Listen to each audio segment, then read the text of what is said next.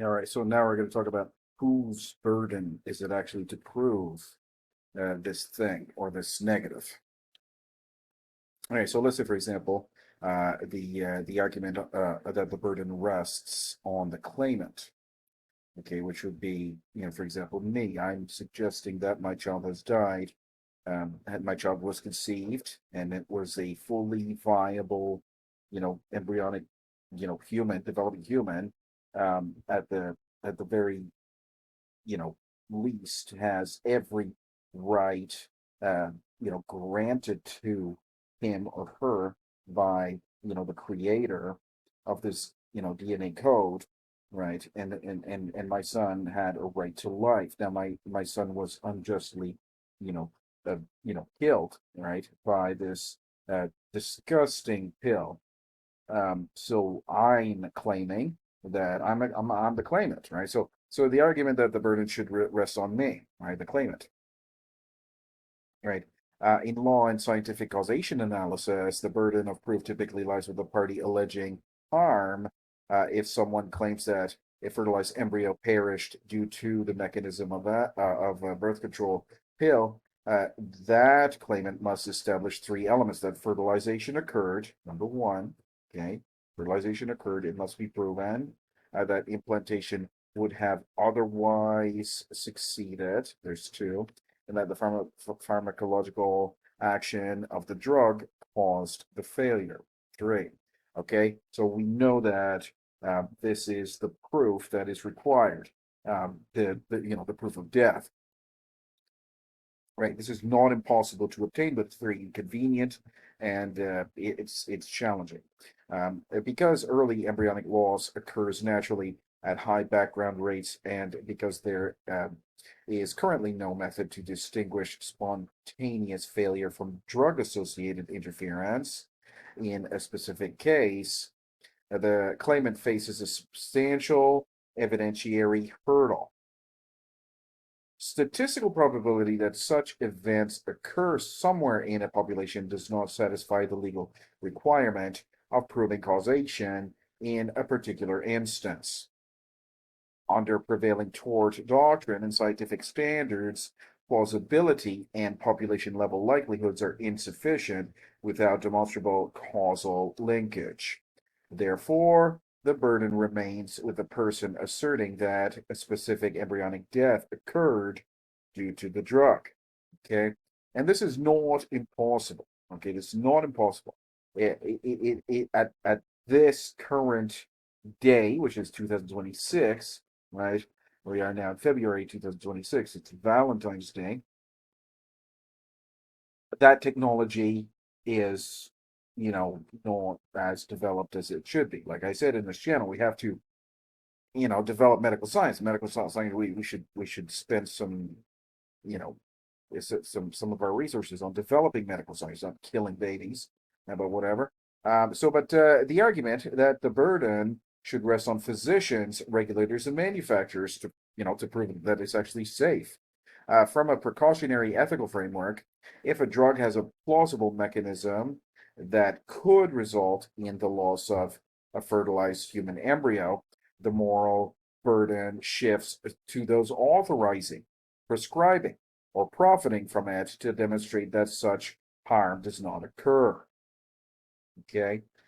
All right. So why is it my burden? Why is it my burden when I'm the one that suffered the loss? I already suffered a horrifying loss, right? Not only did I lose my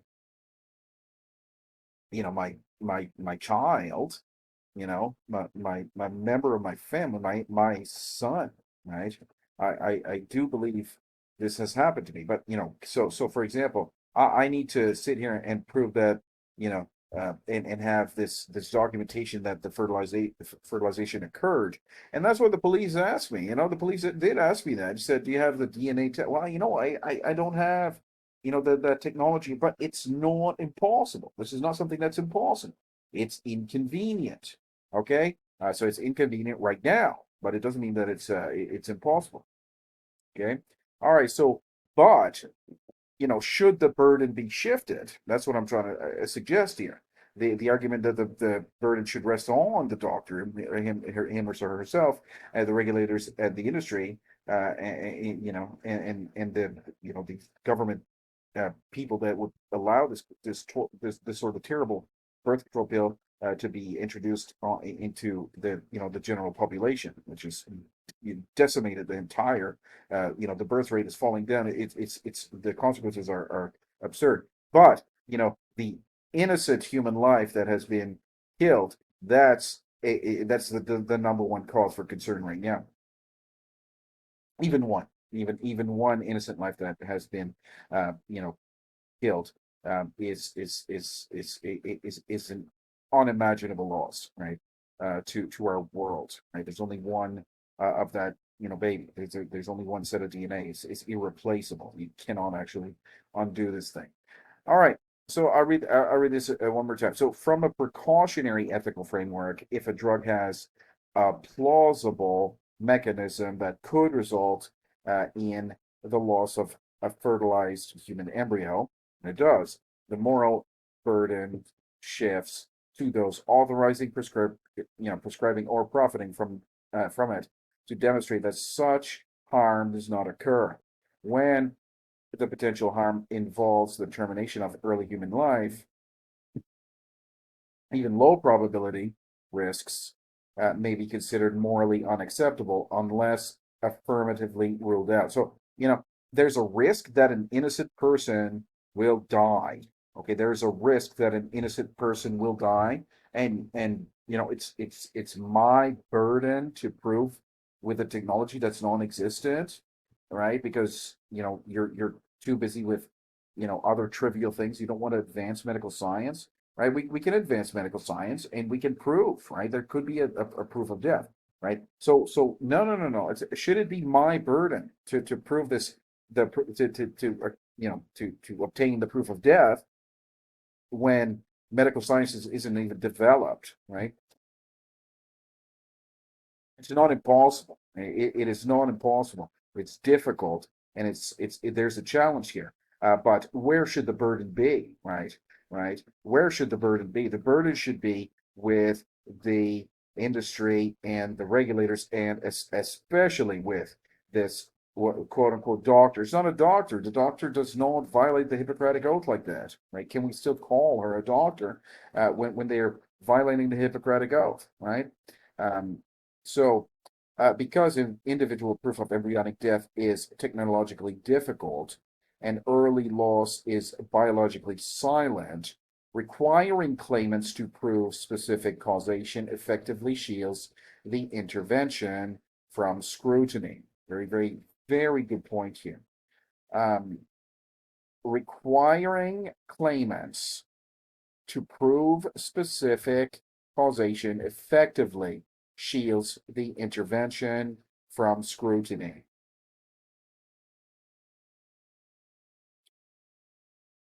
Under this view, regulators and manufacturers should be required to demonstrate through rigorous biological evidence that implantation interference does not result in embryonic demise rather than relying on background natural loss rates to diffuse accountability.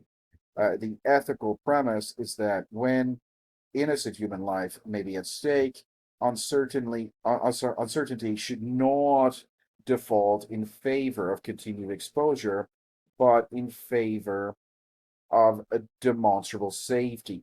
And they even admit it, right? In their FDA's own publication, in the mechanism of action, it says, right, this is what it's going to do. It's going to kill the baby at the implantation stage. That's what it's going to do. So, they that is they have done that, right? They already did this, and they've proven that it actually does kill the baby. An innocent child will be killed because of the pill.